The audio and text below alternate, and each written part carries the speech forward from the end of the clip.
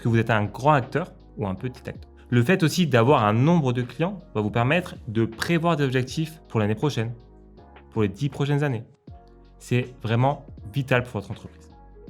Le deuxième indicateur, c'est le chiffre d'affaires. Je parle bien de chiffre d'affaires et pas de marge. Le chiffre d'affaires est l'argent que vous avez facturé à vos clients. Ce chiffre d'affaires est encore un outil de comparaison. Est-ce que vous faites partie d'entreprises qui facturent le plus, qui facturent le moins? Est-ce que vous êtes plutôt dans une tendance d'évolution ou plutôt une tendance de régression? Ce chiffre d'affaires est un des premiers indicateurs que nous donnons quand nous parlons d'une entreprise. Une fois passés ces deux indicateurs classiques, on va rentrer dans des choses un peu plus spécifiques. Le troisième indicateur est le panier moyen.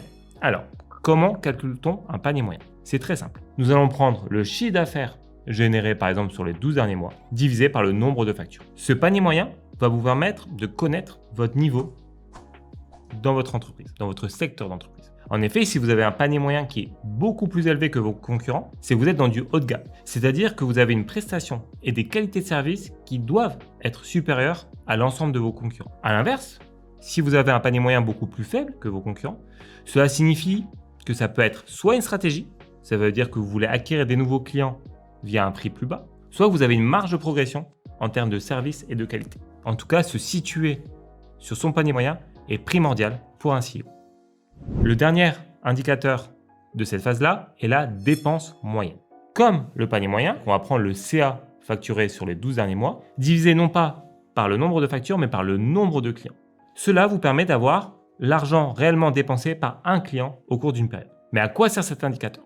Cet indicateur est primordial pour connaître le coût d'acquisition que vous pouvez dépenser pour un client.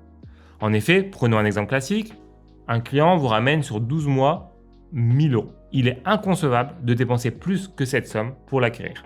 Le but de toute entreprise est de dépenser moins, de satisfaire ses clients, de satisfaire ses employés et de gagner de l'argent.